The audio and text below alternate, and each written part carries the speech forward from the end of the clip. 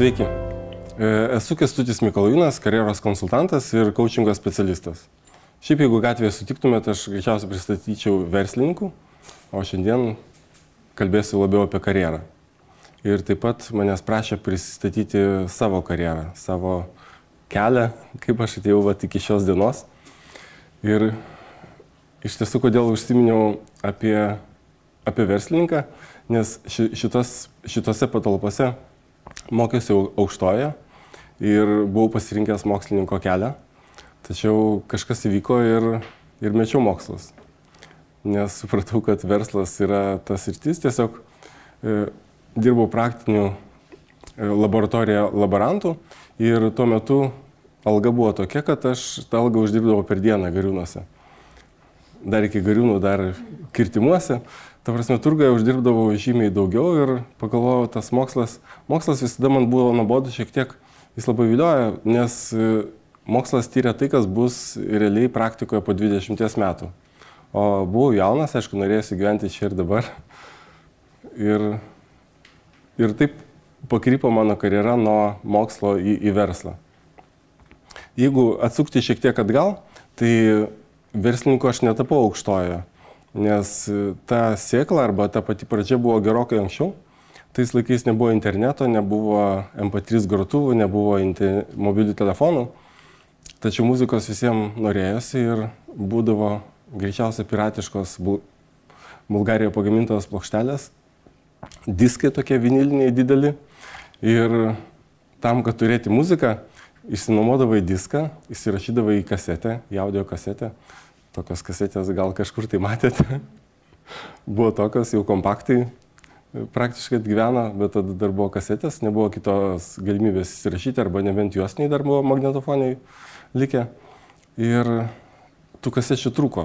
Ta prasme, ir aš supratau, kad galiu uždirbti parduodamas savo bendraklasiam arba savo grupėje, savo draugams kasetes, nupirkdavau jų dėžę arba 2 dėžės ar kelias dėžės ir parduodavau po vieną. Laisvai parduotuvėse nebuvo, tada buvo tokie laikai, kad visi turėjo pinigų, arba daug kas turėjo, o parduotuvės buvo tuščios. Tai dalis prekių buvo juodoje rinkoje, kažkaip parduodamos per rankas. Tai manau, kad tada jau atsirado pirmi žingsniai ir to noriu būtent pailiustruoti, kad verslininko karjerą galima pradėti dar mokykloje.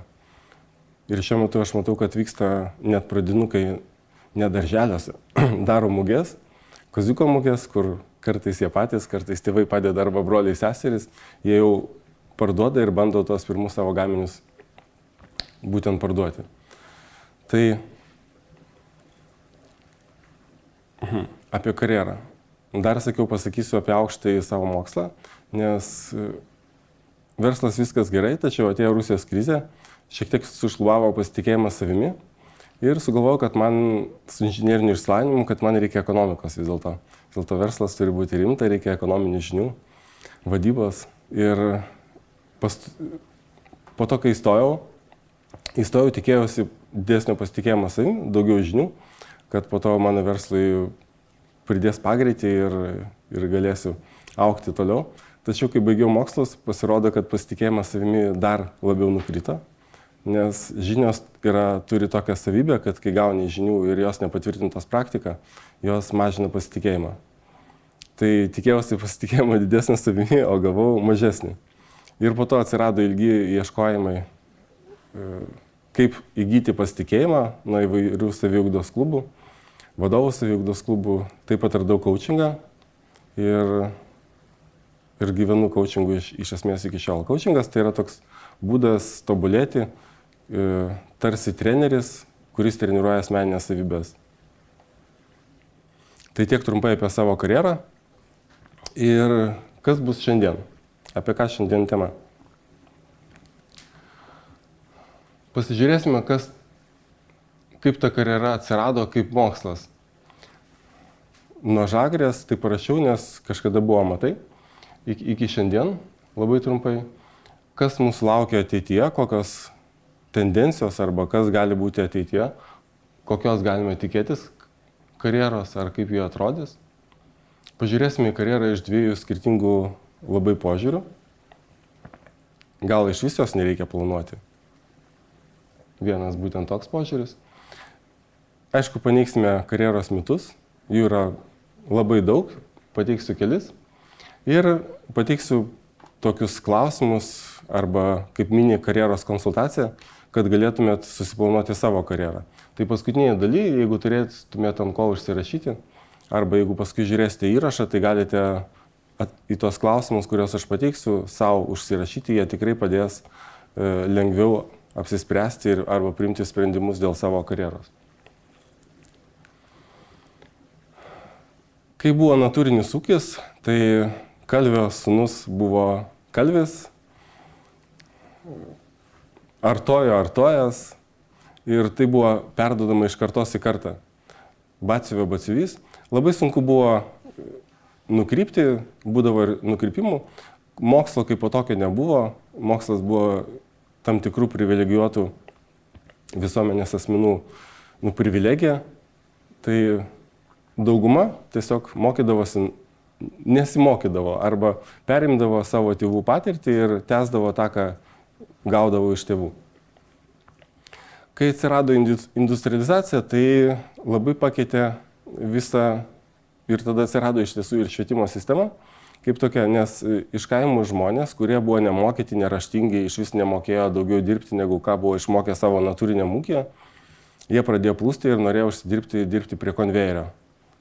Ne tik prie konvejerio, bet iš esmės galim galvoti apie konvejerį kaip tokį tradicinį, nes jis atsirado. Reikėjo atlikti tam tikrą funkciją, tam tikrą darbą konkretų ir padaryti tą gerai, greitai. Atsirado tam tikri reikalavimai kažkokį tai darbą atlikti tam tikras funkcijas. Ir tada pradėjo žiūrėti, kokių reikia gebėjimų. Jeigu dar pasižiūrėti į sovietmetį, tai kuriame aš mokiausi ir užaugau, tai labai buvo paprasta sistema. Tie, kurie blogiau mokėsi, jos stengiasi iš vidurinės mokyklos tais laikais atsikratyti ir iš tiesų tais laikais nėjo tiek į aukštąjį mokslą.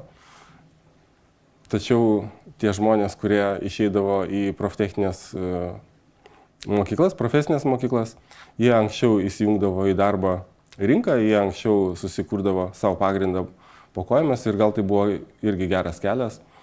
Taip pat jie vėliau galėjo irgi stoti į universitetus, bet tada buvo labai griežtai, tiesiog sunku buvo tam pasipriešinti, tiesiog buvo tokia sistema. Tai kaip su ta karjera? Ar rinktis ją intuityviai, negalvoti, eiti ten, kur veda, ten, kur norisi? Ar vis dėlto kažkokiais kriterijais remtis ir planuoti? Jeigu čia yra daug merginų, jeigu reikėtų išsirinkti suknelę, kaip rinktumėtės? Įsivaizduokite, ateinate į parduotuvę, nusinešate 3 sukneles į matavimosi kabiną, kurią nupirksite? Kuri labiausiai tiks. Vis tiek žiūrėsim. Aha. Ne per didelė, ne per maža. Visos tinka. Pagal dydį visos tinka. Kuri gražiausia? Gražiausia. Iš kur žinosit, kuri gražiausia? Jausti tiesiog. Jausit. O ką jausit? Nežinau, taip žiūri, matai, kad man jinai patinka, bet negaliu. Jo, vaikinai gali pagalvoti apie kitą proginį rūbą. Įsivaizduokit, jo, vestuvinį kostiumą, šliubinį, arba kažkokį tai iškilmingą progą, kuriam reikia proginio rūbo. Jo, iš tiesų yra daug tame tiesos, nes viduje mes turime atsakymą, kuri suknelė geriau tinka. Ir tai bus ne apie tai, kuri paslėpia tą, ką turi paslėpti, arba paryškina tą, ką turi paryškinti, bet bus greičiausiai apie tai, kaip jausitės galvodamas apie tą progą, arba vaikinai galvodami apie tą progą, kurioje dėvėsite tą rūbą. Galvosite apie savijautą, kaip jausitės būtent su ta suknele toje progoje. Tai bus labiau ne apie kažkokius objektyvius dalykus, bet apie savo vidinę būseną. Jeigu suknelė jums tiks ir jūs atrodysit savo gražiai, tai tada ir norėsis pasitempti ir pasitikėjimo bus daugiau ir norėsis sueiti tą progą, kuriai tiesiog rinksitės.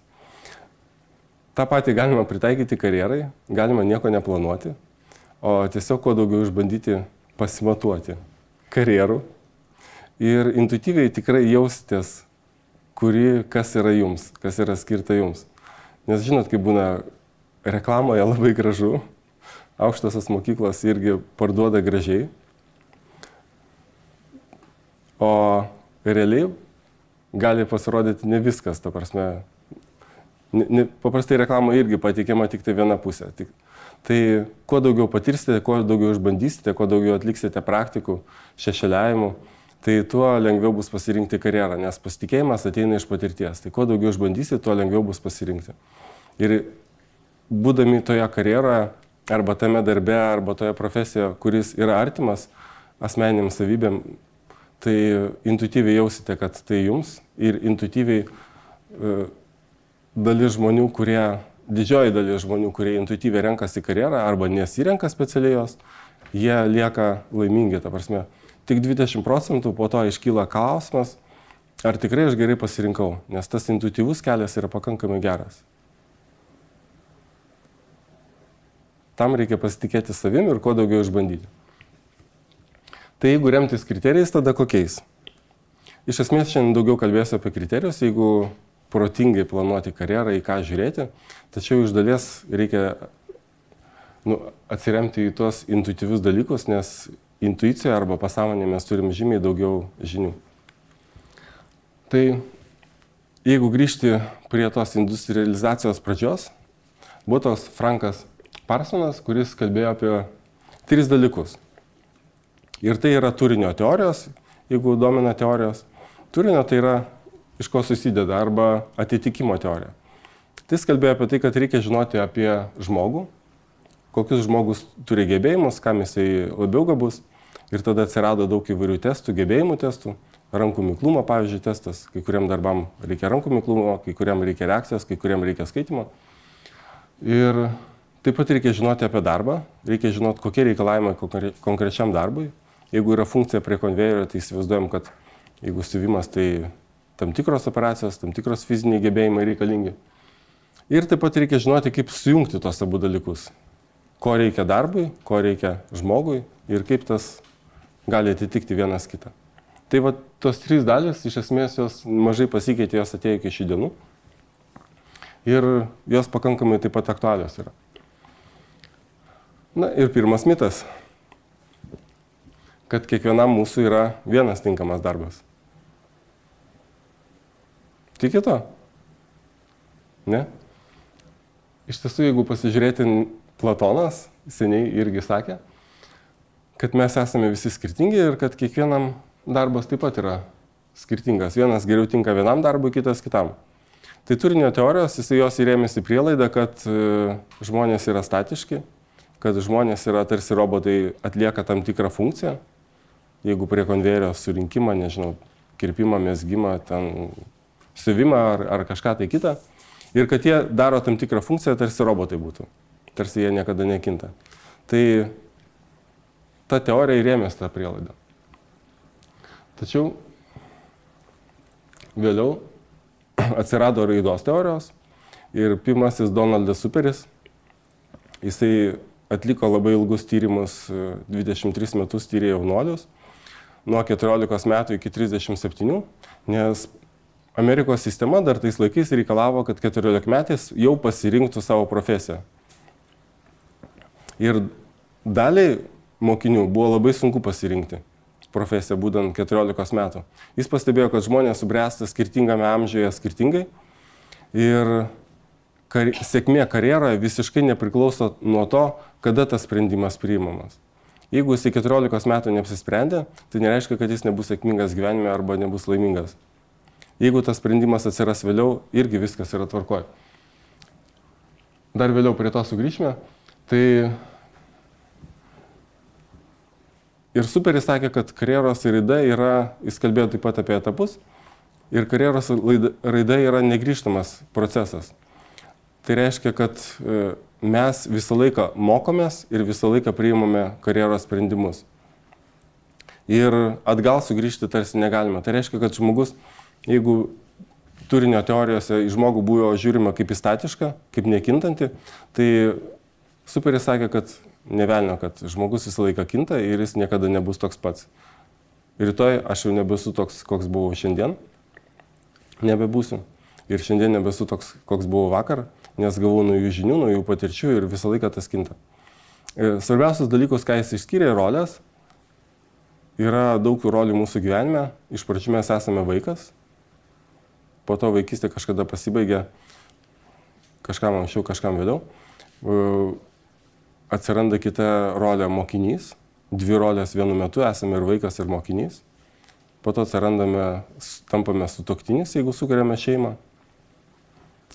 Darbuotojas, pilietis ir daug tų rolių. Ir nuo tų rolių kombinacijų arba nuo naujų rolių atsiradimų arba nutrūkimo tam tikrų rolių įvyksta karjeros lūžiai.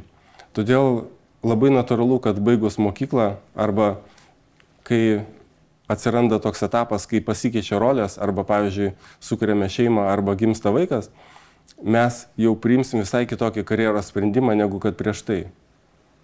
Dėl to labai dažnai ties tais rolių pasikeitimais vyksta karjeros lūžiai ir žmonės keičia darbus, keičia iš esmės veiklas. Tai kalbėjo apie raidos etapus. Galima į tai gilintis, bet ką reikia svarbiausia žinoti šiandien, kad karjera niekada nesibaigia. Ir jeigu rytoj galvosi kitaip, tai neverta gailėtis, kad šiandien priėmė tokį sprendimą, nes tas nesibaigs. Karjeros sprendimus teks priiminėti nuolat. Karjeros kryžkelėse turime priimti vieną sprendimą ir atsisakyti kitų, pavyzdžiui, baigiant mokyklą. Įstojau į universitetą, pasirinkau specialybę arba profesiją ir apie kitas pamiršau. Tikite? Greičiausiai dar 10 klasiai pavasarį priimat sprendimą, kokius dalykus mokysitės 11, 12 arba 3, 4 gimnazijos klasėje. Ir nuo to priklausys, kur stosite. Ir mokytojai skundžiasi, nes dirbo mokyklose, kad po vasaros atostogų mokiniai ateina persigalvoję. Jie nori mokytis visai kitus dalykus. Ir iš tikrųjų tai yra labai natūralu, nes vasarą jie atlieka praktiką, užsidirba pinigų, arba šiaip kažkur pakeliauja, patiria, pasavanoriauja. Ir tos patirtis pakeičia jų sprendimą, pakreipia karjerą kitą linkme. Karjeros sprendimai yra neatšaukiami. Jeigu įstojau į universitetą, į ekonomiką, arba į verslą, arba į vadybą, arba į teisę, arba į mediciną, yra kelias atgal ar ne?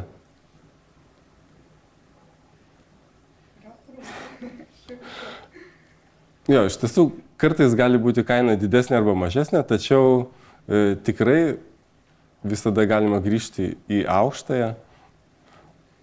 Mano antra aukštoji buvo po 14 metų po pirmosios baigimo.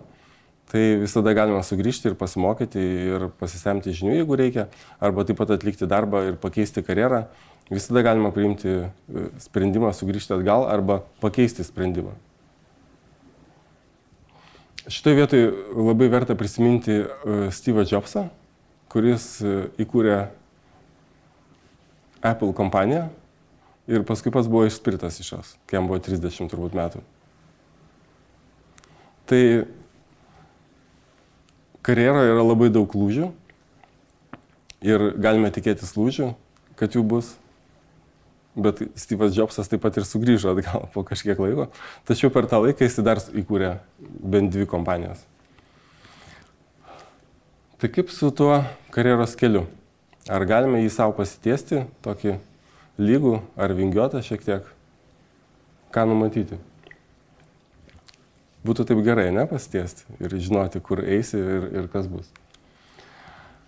Tai pradėkime nuo apibrėžimo, kasgi ta karjera, nes kalbu apie karjerą, tačiau dauguma supranta arba dažnai supranta karjerą kaip linijinį procesą, karjerą būtent vienoje įmonėje. Tačiau karjera tai yra visą gyvenimą trunkantis procesas savo arba asmeniui ir visuomenė naudingų pokyčių etapų mokymosi, darbo, patirčių seka. Ir taip pat įeina ir saviraiška. Auginti vaikus yra karjera ar ne? Savo vaikus. Kaip manot? Turbūt taip. Taip. Taip, namų ruoša taip pat yra karjeros dalis. Iš tiesų, karjeros, jeigu tos ribos išskyrus asmeninį gyvenimą, viską galima priskirti karjerai. Taip pat ir hobį, ir saviraišką, savanorystę. Praktiškai visas veiklas išskyrus asmeninį gyvenimą. Taip pat ir kai kurie mokslininkai bando išplėsti karjeros projektavimą, yra toks terminas mokslinis, į gyvenimo planavimą, kuris apimtų iš esmės viso gyvenimo planavimą. Tai karjera arba darbas užima didžiąją dalį gyvenimo ir tai yra labai svarbus. Tačiau kai ką galima palikti asmeniniam dalykam ir nepriskirti karjerai. Nebent norėtųsi apskritai planuoti ir visą gyvenimą. Tai gali būti ir toks požiūris. Tai kokia karjera šiandien? Šiandien mes nežiūrim kaip į žmogų, kaip į funkcijų atlikėją, o žiūrim holistiškai, kaip į asmenybę, kuris turi savo patirtį, savo norus, ieško savirealizacijos. Ir konstruktyvizmas. Kas tas konstruktyvizmas? Konstruktyvizmas tai tarsi tai yra psichologijos kryptis arba mokymosi teorijos kryptis, kuri žiūri į subjektyvę žmogaus patirtį, kaip pats žmogus konstruoja savo gyvenimą.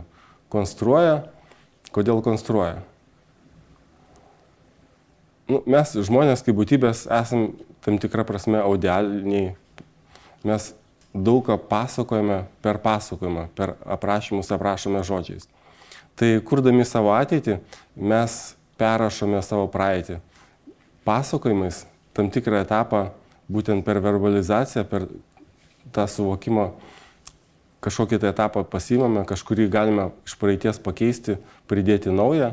Ir tas konstravimas, jisai iš dalies yra kaip naratyvas. Mes tarsi kūrėme savo naują pasaką iš senos savo praeities, pasimdami tam tikras atkarpas, jas sujungdami galbūt visai kitaip arba pridėdami dar kažką tai naujo, tą, ką norime pasiekti. Bet tai yra toks mąstymo arba kūrimo procesas, kuris yra per aprašymą. Tai jeigu mėgstate rašyti rašinėlį, tai būtų labai panašu, jeigu rašytumėte apie save. Galima tai žiūrėti kaip į Lego kaladėlės. Įsivaizduokit, viena Lego kaladėlė yra perskaityta knyga, kita baigtas kursas, dar viena kaladėlė patirtis, praktika,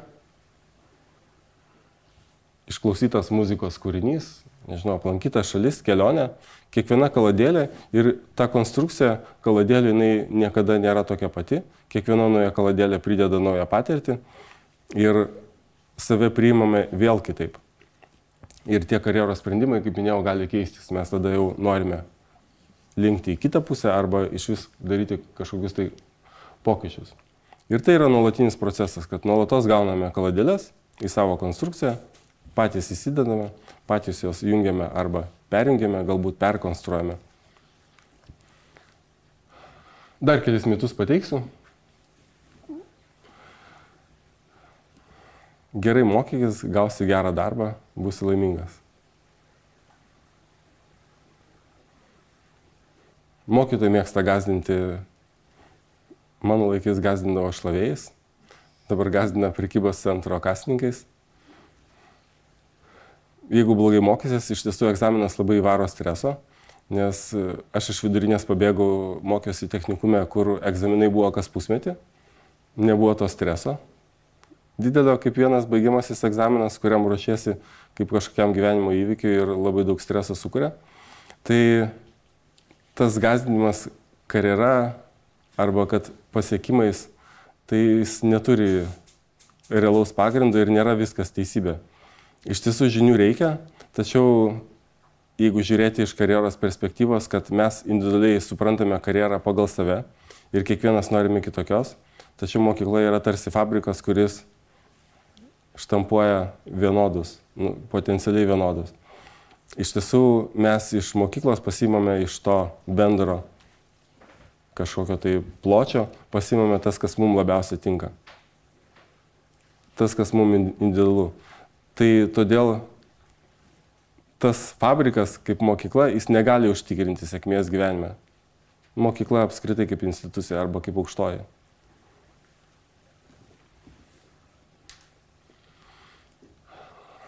Įrašykite, kas jums patinka, kad yra perspektyvi specialybė. Pavyzdžiui, informacinės technologijos. Gal verslas, teisė, medicina, kurios yra topuose, pirmose vietose pasirinkimuose. Ar gali būti specialybė kokia perspektyvi? Pabandykim kvestionuoti. Teoriškai gali, bet iš tikrųjų tai yra individualu. Nes vienam bus viena specialybė perspektyviai, ta, kuri labiau atitiks mane, tą, ką aš sugebu, tą, ką aš noriu pasiekti, ten, kur aš noriu eiti. Kitas rinksis visai kitą dalyką ir tai bus subjektyvu. Ir tai mums svarbesnis subjektyvus aspektas, negu kad statistika, kuri labiau prestižinė arba kur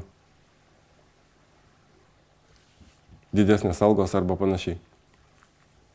Ir specialybė negali būti perspektyvi, nes tas, kas mokosi šiandien, 20% iš jų dirbs neegzistuojančiose profesijose. Ta prasme, profesijų apskritai gyvenimo ritmas greitėja ir atsiras daug naujų profesijų, kurių nebuvo iki šiol. Pavyzdžiui, kokiam nors silicio slėnyje yra profesija mobilios aplikacijos mygtuko dizaineris. Galėjote įsivaizduoti tokią profesiją prieš 10 metų, kai nebuvo liečiamų telefonų? Tikrai ne. Tai dizaineris, kuris žino, kurioje vietoje ir kokio dydžio ir koks turi būti mygtukas mobilioje aplikacijoje. Tai tikrai atsiras daug naujų, nes progresas diktuoja poreikį ir atsiranda vis siauresnių specializacijų, atsiras naujų. Todėl sakyti, kad kažkokia perspektyvi specialybė, tai būtų labai trumparegiška. Jis šiandien taip, bet kol baigsi aukštąją, jau gali viskas būti pasikeitę, kol įgysi tą profesiją. Jau mokykloje turi būti apsisprendęs dėl gyvenimo kelio. Ir taip ir ne. Nes reikalauja švietimo sistema, kad apsispręstumėte, kad stotumėte į aukštą. Tačiau visada nevėlu rinktis kitą kelią arba keisti, daryti pokyčius. Ir tikrai nieko nėra blogai, jeigu dar nesate apsisprendę. Dar ką noriu pabrėžti, kad jeigu egzaminas mokykloje pastatomas kaip kažkokia tai bamba pasaulio, kur nuo to priklausys viskas, tai iš tikrųjų taip nėra. Taip pat, galvojant apie karjerą, reikia galvoti apie vieną etapą, ką aš dabar darysiu artimiausius metus, pusmetį.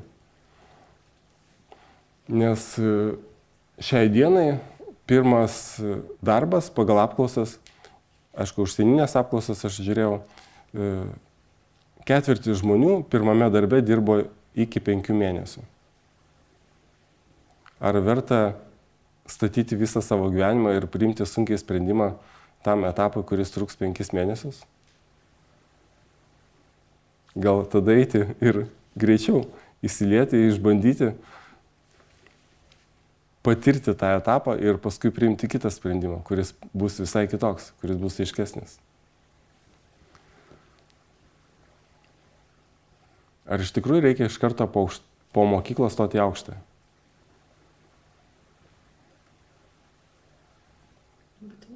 Nebūtinai. Jeigu praktiką atliekate, tai tikrai. Nes galime pasavanoriauti, galime atlikti praktiką ir ypač tada, jeigu nežinai, ko tiksliai nori, į kurią nori eiti krypti. Tai tikrai geriau gauti įvairių patirčių, kurios kompensuos kažkiek tai žinių perteklių, kurį gauname mokykloje. Įgyti praktinių patirčių, pagyventi, pasižiūrėti, kaip gyvenimas verda, kaip kas vyksta aplinkoje, kad susirasti tą sritį, kurioje aš norėčiau likti, kurioje aš noriu tobulėti, kurioje aš nepavargsiu. Verslas. Verslas yra rizikingas, taip? Tikrai rizikingas. geras dalykas yra tai, kad už riziką visą laiką rinka sumoka. Nes jeigu nenori rizikuoti, tai atlygis taip pat mažas. Daugiausiai uždirba iš rizikos ir tie, kurie pirmi kažką tai išbando ir pateikia, tai gauna tam tikrą grąžą. Tačiau ir reikalauja verslas didelių investicijų.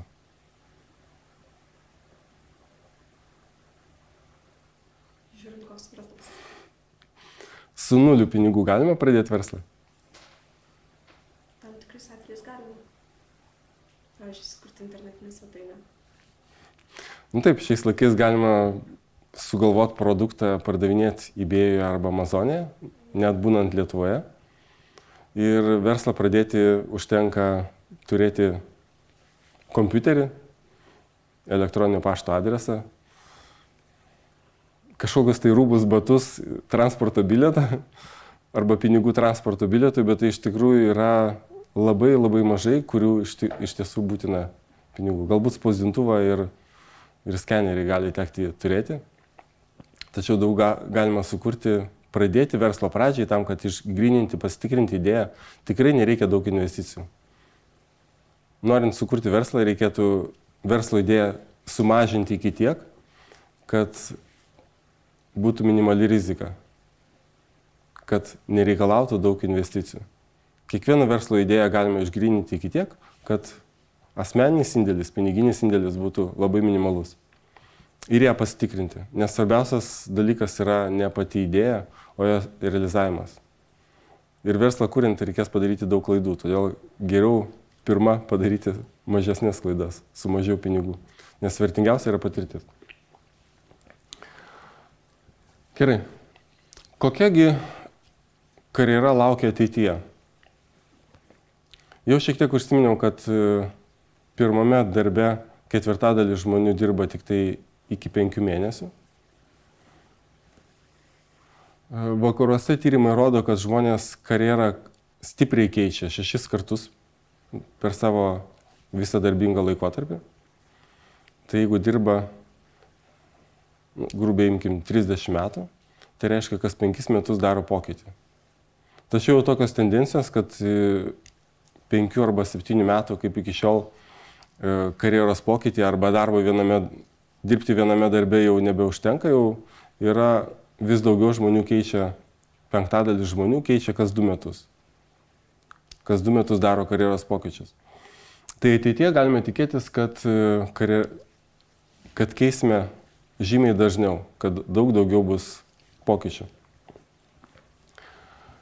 Jeigu žiūrėti į linijinę karjerą organizaciją, pradėjau nuo padėjėjo, paskui kažkoks tai padalinio vadovas, didesnis vadovas iki pačio viršaus, iki organizacijos vadovo.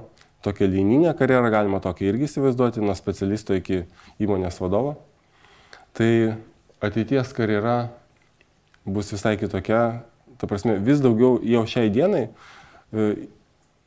įvairūs duomenys rodo įvairius skaičius, bet maždaug nuo 20 iki 40% yra laisvai samdomų profesijų arba dirbančių individualiai.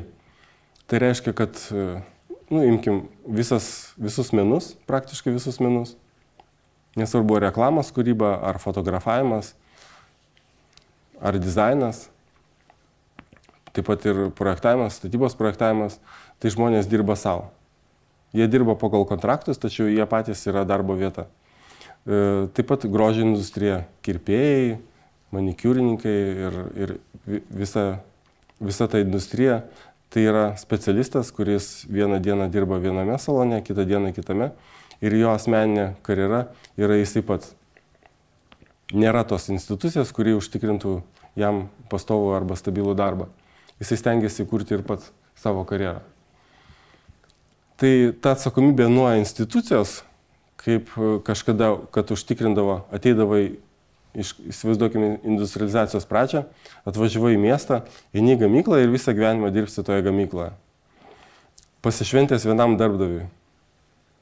Ištikimas vienam darbdaviui. Dabar jinai nebėra tokia, nes mums svarbiau mūsų asmeninis požiūris, o jisai kaip Superis sakė, jisai keičiasi, mes tobulėjame, įgėmė naujų patirčių ir norime kažko kito, išbandyti save visai kitur. Ir tas pasišventimas arba atsidavimas, lojalumas vienam darbdaviui jau nebėra šios dienos privalomas rekvizitas, tai yra labai norisi, tačiau įvyksta pokyčiai ir mes keičiame darbus. Ir mums svarbiau mūsų subjektyvi to, ko mes norime, o ne tą, ką diktuoja išorė. Mes vis tik ieškome savo kelio. Tai reiškia, kad mes nelaukiame, kol mums kažkas pateiks karjerą arba linijinę karjerą didelėje įmonėje, nors dar yra daug tokių, apstud yra tokių, ypač valdiškos įmonės. Tačiau vis daugiau yra laisvai samdomų. Įsivaizduokime aktorių, kuris dirba kino filme. Susirenka grupę, nufilmuoja filmą per metus, per pusantrų, išsiskirsto. Jisai ieško kito darbo kitame kino filme, vėl nusifilmuoja. Darbo paieška yra nuolatinis procesas. Todėl tas žmogus arba individas, jam svarbu ne tik būti specialistu, bet jam taip pat svarbu kurti savo karjerą, kurti socialinius ryšius, profesinius ryšius, atrodyti, kurti savo asmeninį įvaizdį, būti patikimu, kad jį norėtų nusamdyti arba rinktis žinias, kad žinoti, kai atsiras naujas kino filmas, kad jisai turėtų šansą tenais dalyvauti. Todėl reikia ne tik specialistų, kaip pasikartosiu, tačiau ir galvoti apie savo karjerą ir prisimti didelę dalį atsakomybės už savo karjerą savo asmeniškai. Todėl, grįžtant prie to mito, nei viena mokymo įstaiga negali užtikrinti. Reikia pačiam prisimti gana daug atsakomybės. Ir ateityje dar daugiau keisime, ta prasme ne tai, kad keisime darbus, bet tokio kaip lojalumo neliks. Mes dirbsime projektuose, keliuose projektuose tuo pačiu metu. Jau dabar kalbame, kad darbas kaip pastatas jau jisai tirpsta ir nyksta. Labai daug žmonių dirba iš namų arba yra mobilus ir dirba bet kur. Informacinės technologijos leidžia dirbti iš bet kur. Ir jeigu imti visas kūrybinės, įsivaizduokite rašytojas, jisai gali dirbti bet kur, jisai gali saloje sėdėti įmerkęs kojas į vandenyną ir rašyti knygą, pasidėjęs laptopą ant kelių. Nereikia eiti į pastatą tam, kad dirbti, tam, kad užsidirbti. Tačiau reikia kurti profesinius ryšius ir galvoti, kur aš gausiu darbą, ieškoti kontraktų.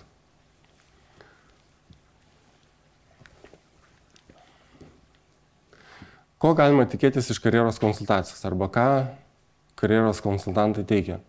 Dažnai galvojama, kad karjeros konsultantas gali duoti kažkokį tai gatavą sprendimą arba pateikti rūpimus atsakymus.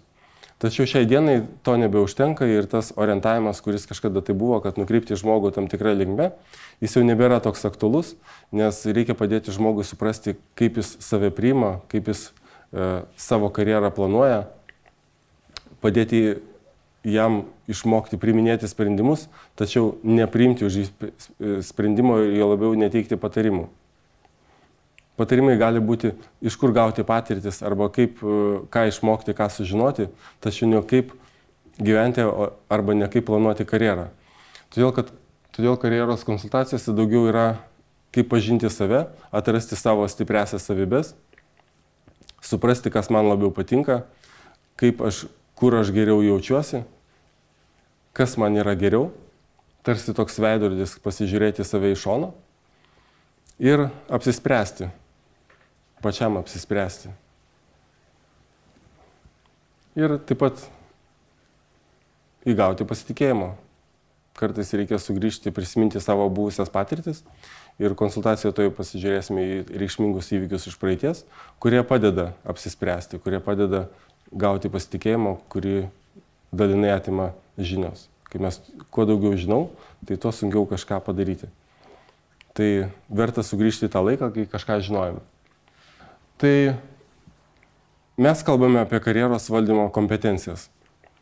Kaip karjeros specialistai, dalis yra bendrų gebėjimų arba perkelimų gebėjimų, kurie tinka tiek viename darbe, tiek kitame.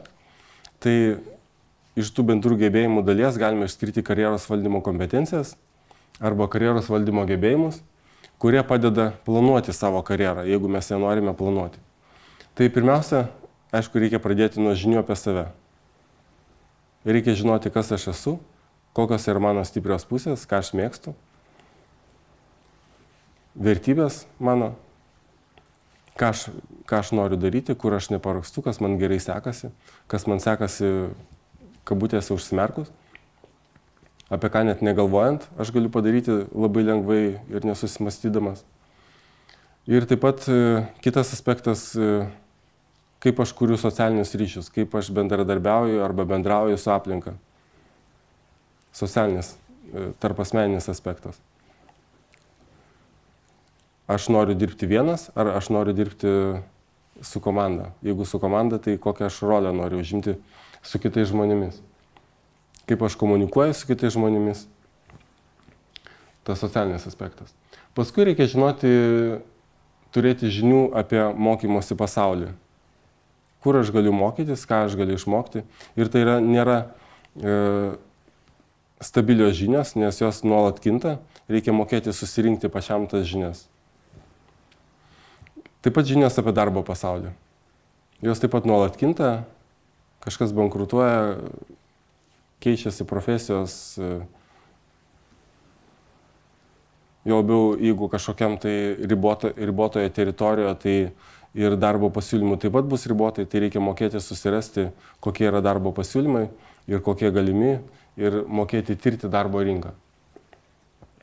Tai pradedame nuo savęs, nuo savo stiprių pusių, nuo savo gebėjimų asmeninių ir tarpasmeninių, kaip sekasi bendrauti, tada renkame žinias apie aplinką, apie mokymus ir darbo pasaulį ir tada projektuojame, kuriame savo karjeros planą ir, aišku, jį įgyvendiname. Ir tai yra nuolatinis procesas. Nes kai gauname naują patirtį, daugiau sužinome apie save, tada ir karjeros planas gali pasikeisti, ir taip pat įgyvendinimas gali pasikeisti. Tai yra nuolatinis procesas. Nėra pradžios ir nėra pabaigos. Jis vyksta nuolat. Jeigu turite kur rašyti ir norite rašyti, galite dabar.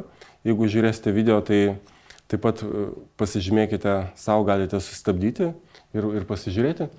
Tai siūlau vadovautis protingo rašytojo, negalvoti atsakant į klausimus labai giliai, rašyti tiek, kiek norisi rašyti, bet stengtis parašyti esmę. Du dalykai, kurie yra svarbiausi planuojant karjerą, tai yra 12-mečio svajonė ir pirmoji darbinė patirtis. Kodėl 12-mečio svajonė? Maždaug 5 klasė arba 12-metis, jeigu paklausti, ko nori būti, tai tikrai atsakys labai užtikrintai. Aš noriu būti aktoriumi ar aktorė ar dainininkė. Mano laikais būdavo, vaikinai norėdavo būti kosmonautais, mergaitės norėjo būti balerinomis. Tačiau yra tas amžius, kad tikrai žinome, ko nori būti. Ir tame yra daug potencialo, tame daug yra kažko tai svarbaus, nes jeigu berniukas nori būti policininku, tai reiškia, jam yra svarbu užimti tokią funkciją, galbūt kažką ginti arba kažkaip realizuotis, būti stipriam. Ir labai svarbu prisiminti savo svajonės, galbūt ne viena jų buvo kelios, nes jose yra kažkas tai tokio labiau autentiško apie save. Tai nereiškia, kad jeigu aš galvojau dirbti, tada žinojau, kad dirbsiu arba būsiu tuo, tai kad dabar aklai sekti tą svajonę. Tačiau toje svajonėje yra tikrai labai stiprus ir racionalus grūdas, potencialas, dėl ko ta kryptis arba ta profesija atrodė patraukli. Verta ją paanalizuoti ir pasižiūrėti, kas ten buvo pozityvaus ir kas iš tos svajonės tebėra aktualu ir šiandien. Jeigu man tada pasaulis atrodė neteisingas ir aš nuėjau ginti kažką tai galbūt ir šiandien jis toks atrodys. Ir tada norėjau tapti policininku, šiandien galbūt jau nebe. Tačiau šiandien vis tiek man svarbu bus ieškoti pasaulio saugumo ir rinktis saugesnį karjeros kelią arba kaip tik labiau rizikingą, kuris meta daugiau iššūkių. Tai verta labai prisiminti ir prisiminti pasaulio suvokimą. Be pačios svajonės, kaip aš suvokiau pasaulį. Ar aš tada jaučiausi svarbus? Ar jaučiausi galbūt pasaulio bamba, o galbūt pasyvus stebėtojas, o galbūt aktyvus veikėjas? Tai yra asmeniniai dalykai, kurie ir šiandien gali būti aktualūs. Aš vardą įrašykime savo, kuris esu ir užbaigime tą sakinį. Jeigu kažkas apie jūs kažką tai pasakytų, tačiau jūs dabar rašote nuo pirmo asmens, ką jūs pasakytumėte apie save? Koks jūs žmogus? Ką jūs mėgstate, kaip jūs veikiate? Pagaliau, ko siekiate?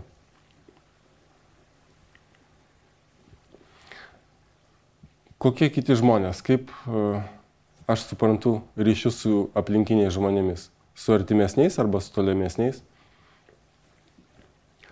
Kokias išvadas darau iš santykių, kaip aš kuriu santykius, kaip aš kuriu naujus santykius, kaip palaikau santykius su aplinkiniais?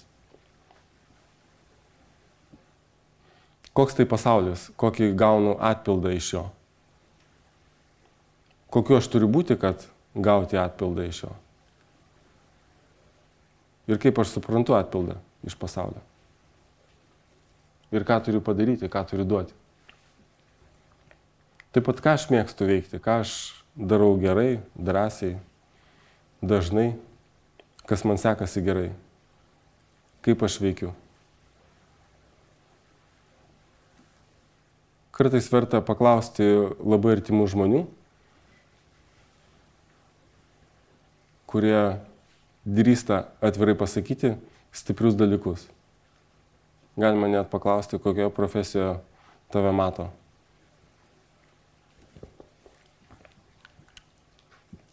Tai nereiškia, kad būtinai tą rinksitės profesiją, bet tai yra Lego kaladėlės arba žinios į tą konstrukciją apie save. Tam, kad geriau suprasti save, tai verta pasiklausinėti, verta skirti laiko, patyrinėti savo. Bet dvylikamečio svajonės labai svarbi yra pirma darbinė patirtis. Ir nesvarbu, ar tai buvo praktika, ar tai buvo savanorystė kažkokioje veikloje, tačiau ta darbinė patirtis mums suteikia labai daug medžiagos. Kažką mėgome daryti, o gal kažko nekentėme. Verta išskirti, kas patiko, kas nepatiko. Kokius įgūdžius savo naudojame, kokius gebėjimus naudojame toje veikloje. Pagaliau, ką sužinojame apie save iš tos veiklos. Kokį grįžtamą ryšį sakė, kaip reaguodavome į vadovo arba mentoriaus žodžius. Koks jisai buvo, kokio norėtume partnerio ar bendradarbio darbe, kokio santykio norėtumėt darbe. Kas patinka vadove, o kas ne. Ar norite daug priežiūros, ar norite atvirkščiai daug laisvės. Pagaliau, koks darbo tempas. Ar griežtos užduotis labai aiškios, ar kaip tik labai tik tai pati idėja, o jūs degate realizuoti tą idėją ir sukurti ir pateikti kelis sprendimus.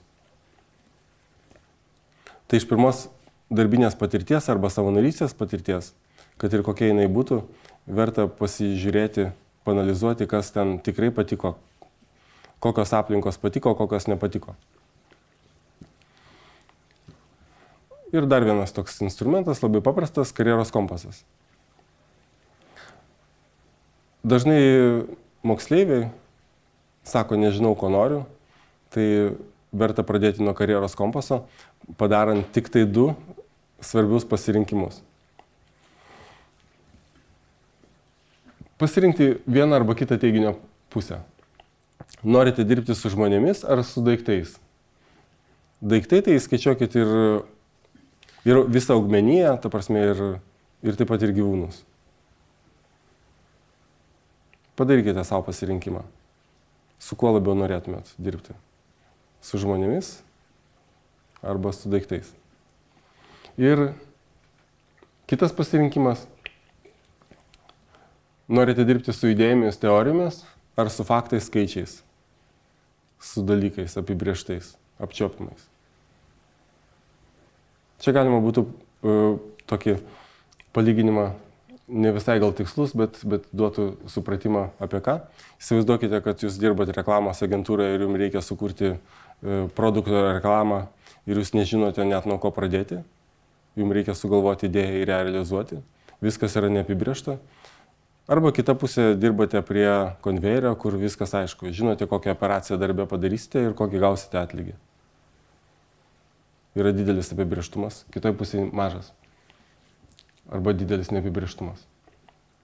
Padarę šios pasirinkimus, galime pasižiūrėti karjeros kompasą. Čia yra amerikiečių karjeros kompasas. Jis turi 16 sektorių, padalintas į įvairias pusės. Įvairius sektorius ir yra įvairios rytis atidėtos. Jeigu patinka dirbti su daiktais, tai yra su daiktais ir su faktais, tai tada bus va šitas kvadrantas, 4., 5., 6 sektorius. Tai finansai, komunikacijos, distribucija, transportas, logistika ir panašiai. Arba kitaip sakant, jeigu norite dirbti, jeigu mėgstate bendrauti su žmonėmis ir galvojate apie būti dizaineriu, tai reikia suprasti, kad būdamas dizaineriu daugiausia bendrausi su kompiuteriu. Kad bent jau 80% darbo bus prie kompiuterio ekrano ir reikės bendrauti su kompiuteriu vienam savo pačiam. Ir tik 20% maždaug veiklos galima tikėtis, kad bus bendravimas su klientais arba su bendradarbiais. Lygiai taip pat, jeigu sunkiai sekasi bendrauti su žmonėmis arba jeigu nuo jų pavargstate, sunku bus dirbti mokytoju arba gydytoju. Arba panašiai, kur tenka ištisą dieną pardavėjai pagaliau bendrauti su žmonėmis. Todėl tas pirminis pasirinkimas, jis duoda sektorių, nuo kurio lengviau ieškoti atspirties taškų, tam, kad susiplanuoti, tam, kad ieškoti savo mėgstamus sričių ir pradėti labiau gilintis būtent į tas sritis. Būtent pradžiai.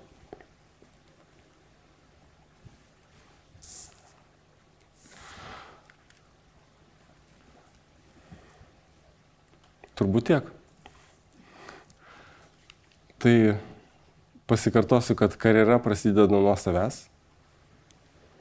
Nereikia tikėtis, kad kažkas padarys už mane karjerą, arba kad apskritai yra kažkas tai išorė, kuris gali užtikrinti man sėkmę.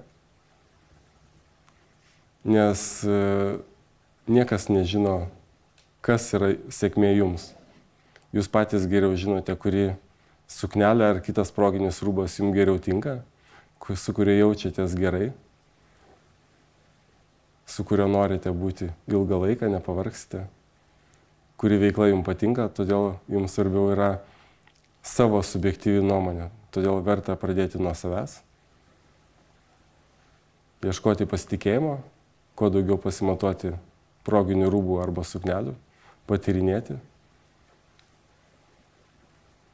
Ir sėkmės.